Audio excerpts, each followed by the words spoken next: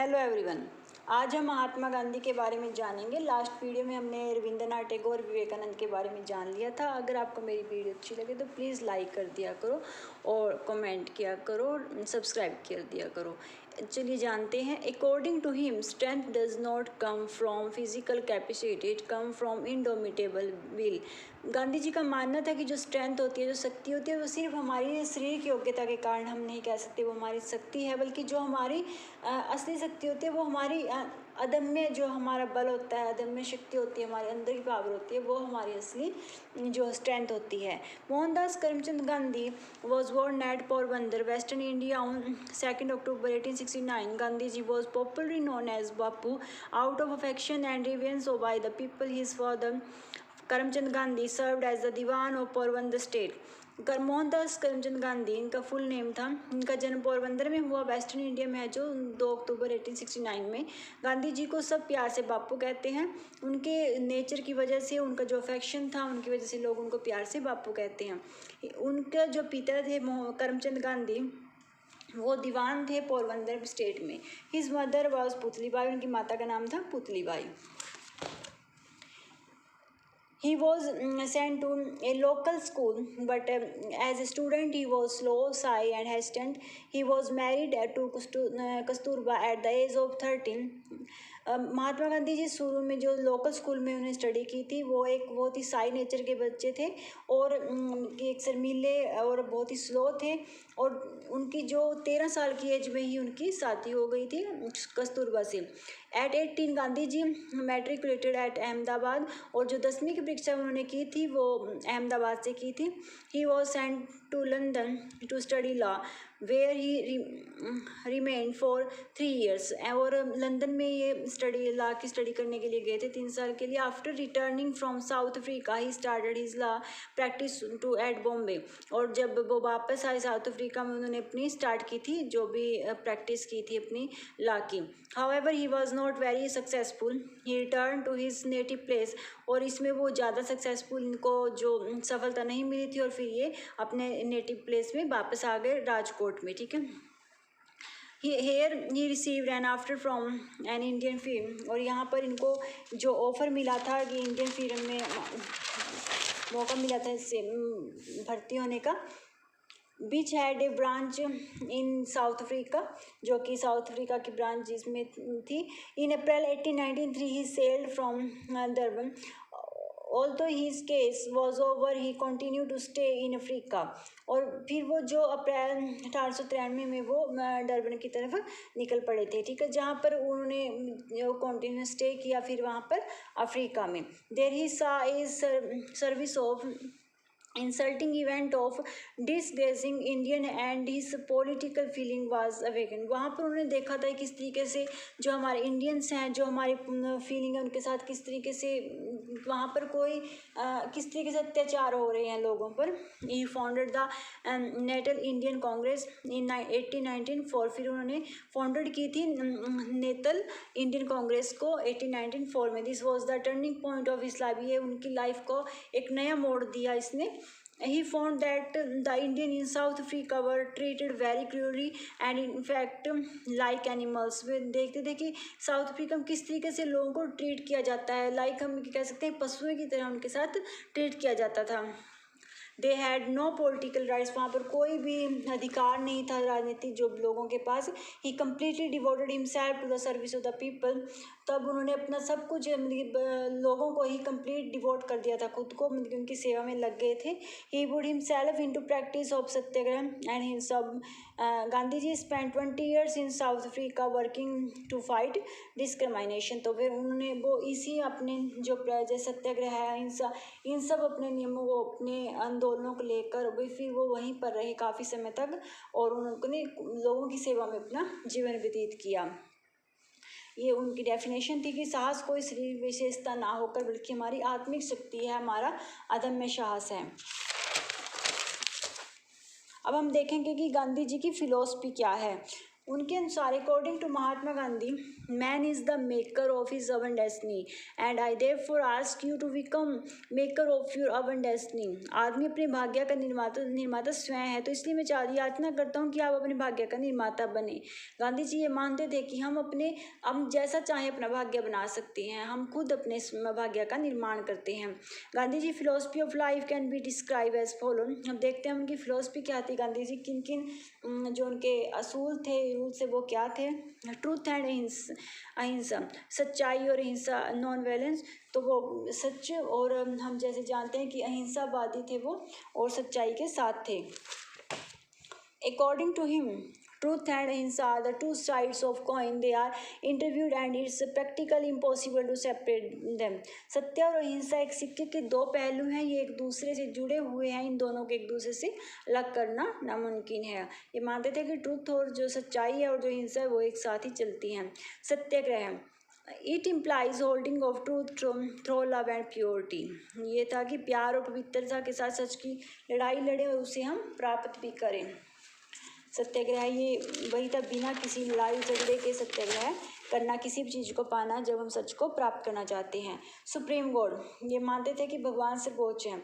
God is definable mysterious power that prevents everything. God's presence is proved not by external evidence but in the transformed conduct and character of those who have felt the real presence of God within. भगवान की कोई परिभाषा नहीं है, रहस्यात्मक शक्ति है जो हर वस्तु में व्यापक है। भगवान की मौजूदगी को बाहरी सबूत की साबित नहीं कर सकते, पर परिवर्तित आचरण और चित्र जब महसूस करवाता है अपने अंदर भगवान की मौजूदगी के। मानते थे कि भगवान को हम कोई परिभाषित तो नहीं कर सकते, लेकिन जब इंसान का चरित्र, जो उसकी हम इंसान का व्यवहार देखते हैं, उसके चरित्र देखते हैं, हम उसमें महसूस करते हैं कि हाँ भगवान है, उनकी शक्ति है। Rightness and truth as the highest religion, धार्मिकता और सच्चाई सबसे बड़ा धर्म है। गांधी जी से true religion are true morality are inseparably bound up with each other, कि जो ट्रू जो हम मानते हैं, अगर सच्चा धर्म है और सच्ची जो नैतिकता है वो एक दूसरे से जुड़ी हुई है। सच्चा धर्म और सच्ची नैतिकता एक दूसरे से अविभाज्य रूप से बंधे हुए हैं या जुड़े हुए हैं। आगे है सर्विस ऑफ ह्यूमैनिटी, मानवता की सेवा। जैसे हम शुरू से जानते हैं कि गांधी जी ने किस तरह के खुद को डिवोट किया था लोगों की सेवा के लिए, है ह्यूमन बीइंग की अपनी सेवा में अपना जीवन, सब सारा जीवन लोगों की सेवा में ही उन्होंने व्यतीत किया। तो सर्विस ऑफ ह्यूमैनिटी को वो काफ़ी इम्पोर्टेंस देते थे। राम राज्य is the concept of a society, Ram राज्य की स्थापना करना चाहते थे। मानते थे कि हमारा समाज ऐसा हो जिसमें प्यार हो, मोहब्बत हो, कोई लड़ाई झगड़ा ना हो, जिसमें अहिंसा हो, तो राम राज्य की स्थापना करना चाहते थे। हमारा समाज न्याय, शांति और खुशी से भरपूर होना चाहिए। ठीक है। He define society with justice, peace, happiness and welfare to all. Education implication of Gandhi ji philosophy, Gandhi ji की फिलोसफी एजुकेशन में क्या थी, कि वे क्या मानते थे कि हमारी एजुकेशन में बच्चे किस तरीके से होने चाहिए, किस तरीके की एजुकेशन बच्चों को दी जानी चाहिए। According to him, by education I mean an all-round drawing out of the best in child and man body, man mind and spirit. शिक्षा से मेरा अभिप्राय बच्चे के सभी पक्षों की सर्वश्रेष्ठता को बाहर निकालना है, व्यक्ति की बुद्धि, शारीरिक और आत्मा का विकास करना, क्योंकि ऑल राउंड डेवलपमेंट पे ये जोर देते थे कि बच्चे का सभी पक्षों का विकास होना चाहिए। Several factor that determine the educational philosophy of Gandhi ji and they are, तो उनकी कौन कौन सी है फिलोसफी जो उनको, मतलब कि उनको इफेक्ट, हर इंसान के जीवन में कुछ ना कुछ इफेक्ट होता है, जिसके किसी भी चीज़ का उसके ऊपर इफेक्ट पड़ता है, जिससे उसके विचार बदलते हैं, जो उनकी विचार या धारणाएं होती हैं। तो गांधी जी का जो इफेक्ट था वो किनका था, his educational experiments of Tolstoy farm at Sabarmati and स्वर्ग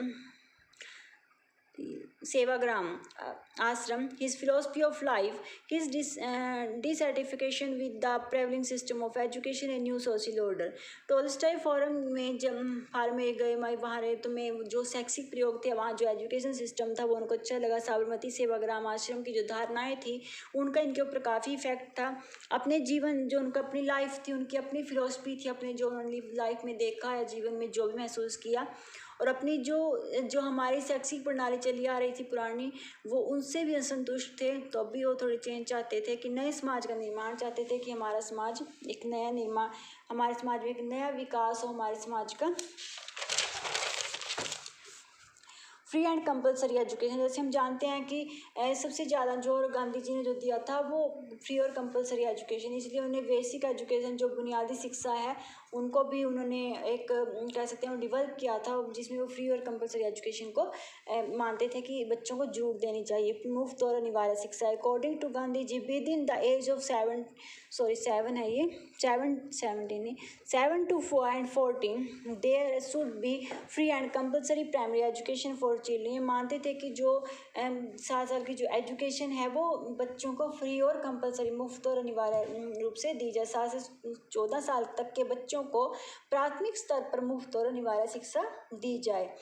क्राफ्ट सेंटर्ड एजुकेशन, ये बच्चों को गांधी जी जो थे वो मानते थे कि बच्चों को क्राफ्ट सिखाया जाए ताकि वो कभी भी सारी उम्र की वो एक अपनी आजीविका के लायक हों, वो किसी व्यवसाय में लग सकें, अपना जीवन यापन अच्छी तरीके से कर सकें। तो वो क्राफ्ट को काफ़ी वैल्यू देते थे कि क्राफ्ट सेंटर्ड एजुकेशन होनी चाहिए। Gandhi ji believe that highest development of mind and the soul was possible only through handicraft. ये मानते थे कि जो हम अगर कुछ सीखेंगे हम कार्य करना, तो तभी हम मान सकते हैं कि हमारे सोल और माइंड दोनों का डेवलपमेंट अच्छी तरह तभी होता है जब इंसान कोई कला या कौशल सीखता है।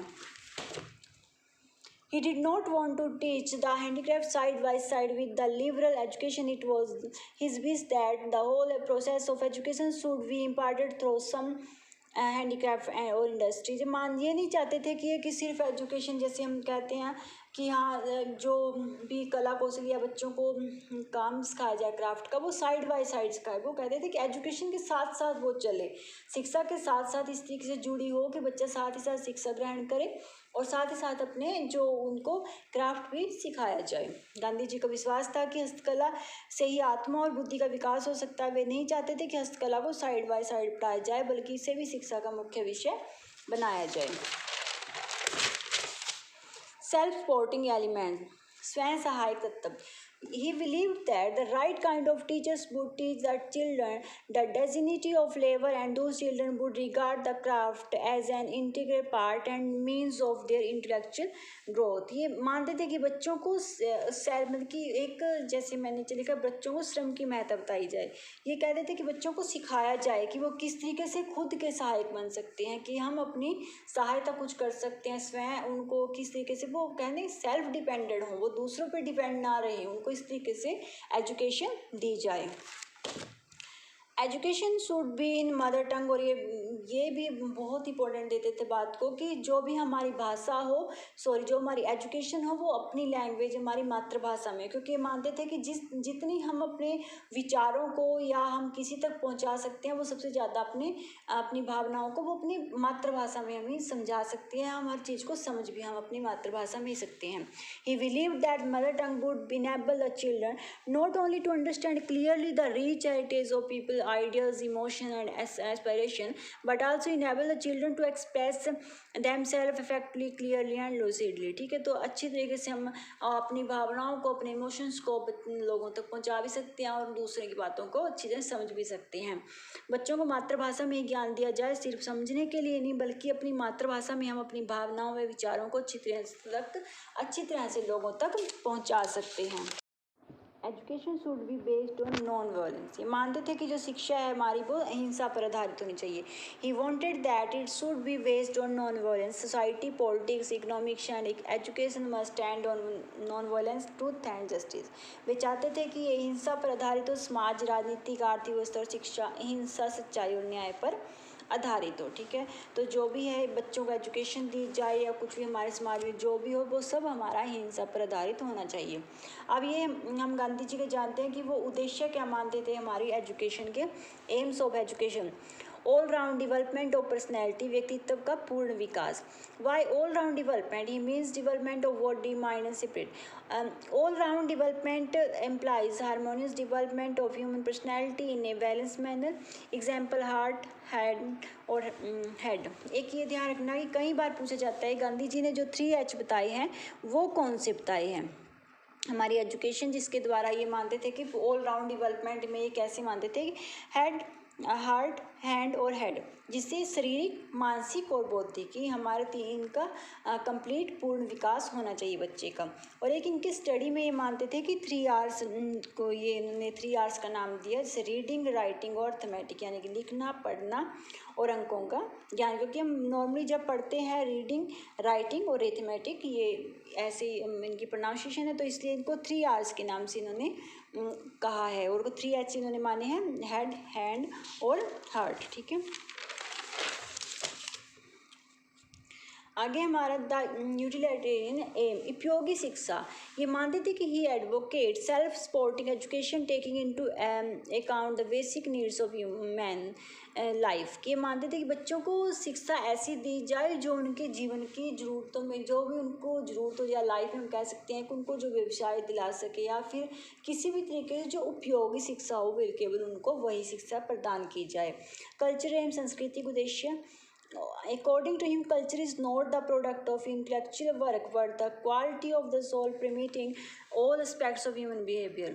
ये मानते थे कि संस्कृति केवल बौद्धिक कार्य का उत्पादन नहीं है, बल्कि यह विशेषता है कि हमारी आत्मा, मन की, जो भी व्यक्ति के व्यवहार में सभी पक्षों में झलकते, कि जो हमारी संस्कृति है, ये सिर्फ हम ये नहीं कह सकते कि ये सिर्फ एक बौद्धिक जो हमारा कार्य है, सिर्फ ये नहीं, बल्कि जब हम जो भी व्यवहार करते हैं, हम देखते हैं आज हमारी जो संस्कृति है हमारे देश में, वो कैसे जुड़ी है, हम लोगों के व्यवहार से किस तरीके से जानते हैं कि हाँ ये संस्कृति है हमारी, हमारा कल्चर है, इंडियन कल्चर है, कोई वेस्टर्न कल्चर है, तो किस तरीके से हम अपनी संस्कृतियों के द्वारा ही जान पाते हैं।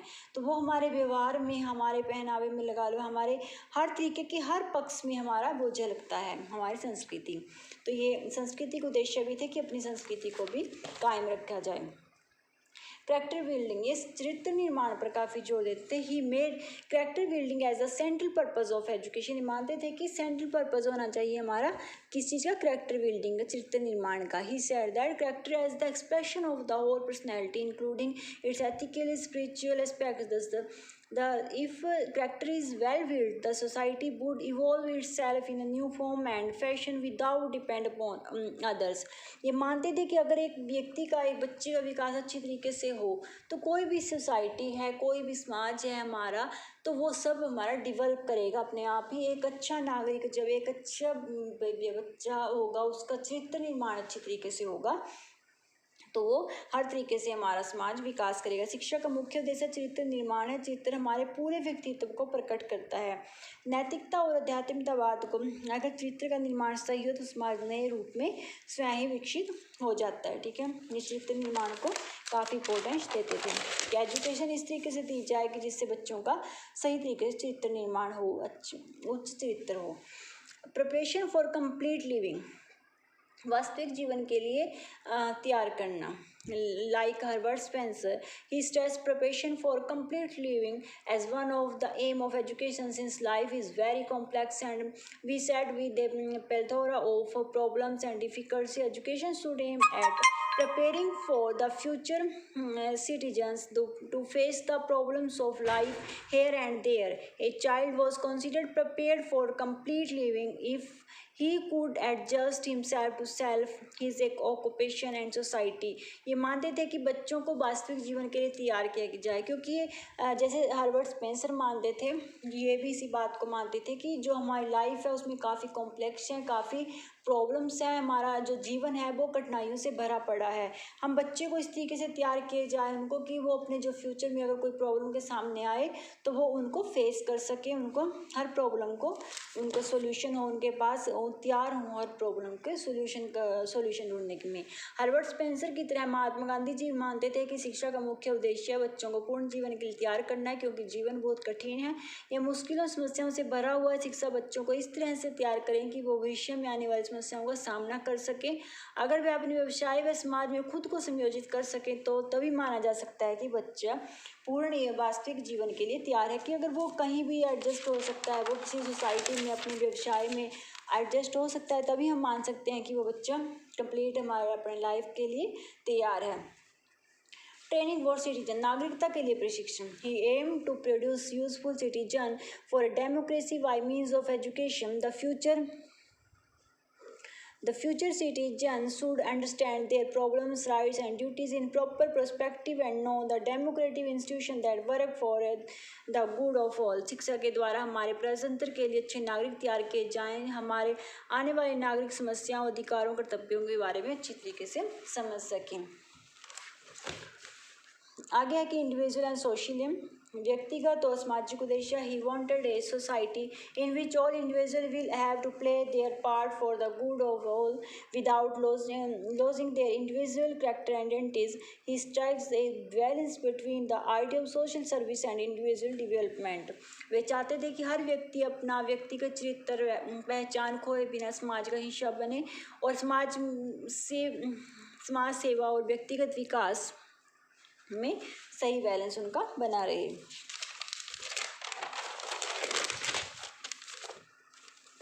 Role of teacher.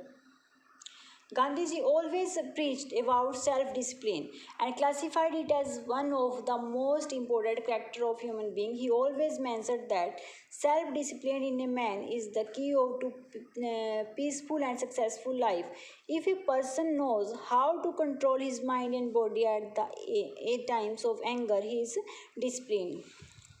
Sorry, my mistake. That is his discipline. अनुशासन है इसका point. अनुशासन, वो चाहते थे कि जो अनुशासन व्यक्ति बच्चा हो, जो स्वयं वो अनुशासन ग्रहण करे, मतलब कि अपने द्वारा वो सीखे, इन्वायरमेंट में लगाओ किसी तरीके से। जो बच्चा स्वयं अपने अनुभव के द्वारा सीखता है वही अनुशासन बेस्ट होता है। कि अगर if a person knows how to control his mind and body at the time of anger he is discipline. वो मानते थे कि अगर कोई व्यक्ति है वो जानता है कि किस तरीके से उसको कंट्रोल करना है अपना, जो अब जब आपको गुस्सा आता है, हमें गुस्सा आता है तो हम अपनी बॉडी को, अपने माइंड को कंट्रोल नहीं कर पाते। और ये मानते थे कि अगर व्यक्ति गुस्से के समय, क्रोध के समय वो अपने बुद्धि को और अपने आप को कंट्रोल कर ले तो वो खुद डिसिप्लिन है, तो हम उसको कह सकते हैं कि वो एक डिसिप्लिन पर्सन है। गांधी जी ने दमनात्मक विधि का विरोध करते हैं। सच्चे अनुशासन की प्राप्ति में आत्म प्रेरित से होती है। इनकी दृष्टि से सच्चे अनुशासन का विकास प्रभावात्मक विधि द्वारा प्राप्त कराया जा सकता है, अर्थात जब तक स्वयं न चाहें तब तक अनुशासन की प्राप्ति नहीं हो सकती। आगे हम देखते हैं कि रोल ऑफ टीचर, टीचर का क्या मानते हैं कि कैसा होना चाहिए। Mahatma Gandhi calls upon all teachers to impart proper education of morality and ethics to students both at the school and at the college level. कि जो बच्चे, जो टीचर्स हैं, चाहे वो बच्चों को क्या, उनको एक नैतिकता का पाठ पढ़ाए, स्कूल लेवल पे हो, कॉलेज लेवल पे हो, कैसे भी बच्चों को मोरल एजुकेशन दे, उनको एथिक्स पढ़ाएं, उनको अच्छी बातें सिखाएं ताकि वो एक अच्छे नागरिक या अच्छे स्टूडेंट बन सकें। While suggesting some guidelines for teacher, उन्होंने टीचर्स को कुछ guidelines the. He says that it is the duty of teachers to develop high moral and strong character in their students. ये कहते थे कि टीचर्स की ड्यूटी है, एक अध्यापक की ड्यूटी है कि वो बच्चे में हाई मोरल, मतलब कि एक उच्च नैतिकता का विकास करे, उनका कैरेक्टर स्ट्रॉन्ग बनाए, उनका एक अच्छे चरित्र का उनका निर्माण करे। महात्मा गांधी जी स्कूल और कॉलेज स्तर पर बच्चों को नैतिकता और नैतिकता की उच्च शिक्षा प्रदान करने का आह्वान करते हैं। वो शिक्षकों को कुछ निर्देश देते हैं कि वो अपने विद्यार्थियों में उच्च नैतिकता और मजबूत चरित्र का निर्माण करें। करिकुलम क्या मानते थे वो, कि जो पाठ्यक्रम कैसा होना चाहिए। जैसे हम जानते हैं कि क्राफ्ट पे बहुत ज़्यादा जोर डालते थे, भी basic craft, agriculture, weaving, cardboard, बुनियादी शिल्प यानी कि cardboard, would, tailoring, gardening, business practice etcetera, इनमें सब वो आ जाएंगे। क्राफ्ट या आर्ट जो भी हैं, जो भी हम कला करते हैं वो सब हमारे इसमें क्राफ्ट में आएंगे। मदर टंग इज मातृभाषा में हम social study, history, civics, geography, mathematics यानी कि गणित, कंसर्निंग न्यूमेरिकल और geometrical problem connect with craft and community life.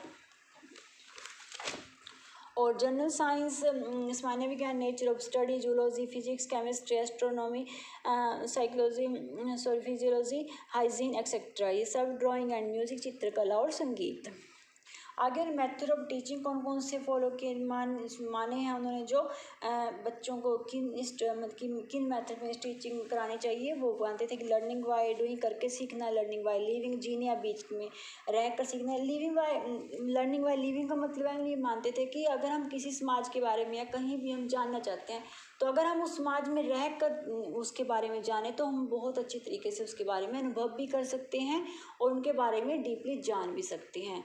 जैसे हमें कोई कहे कि आप इस शहर के बारे में या इस गांव के बारे में कुछ लिखो, तो हम अगर लोगों से पूछ कर लिखें को तो हम कुछ भी लिख सकते हैं, कोई हमें झूठ भी बता सकता है। लेकिन अगर हम उसमें रह कर कुछ समय के लिए टाइम व्यतीत करें तो हम उन महान लोगों के जो अनुभव है या उसके बारे में अच्छी तरीके से जान पाएंगे। लेक्चर, क्वेश्चनिंग, डिवीजन मेथड, भाषण, प्रश्न उत्तर, विभाजन सिद्धांत, कोरिलेशन, सहसंबंध। कोरिलेशन में मतलब था कि जैसे हम क्राफ्ट है, इन्होंने कहा था जैसे कि साइड बाय साइड क्राफ्ट को ना पढ़ाया जाए, एजुकेशन शिक्षा को और इन सबको इस तरीके से मिलाया जाए कि इनको एक सहसंबंध या कोरिलेशन करके बच्चों को स्टडी दी जाए।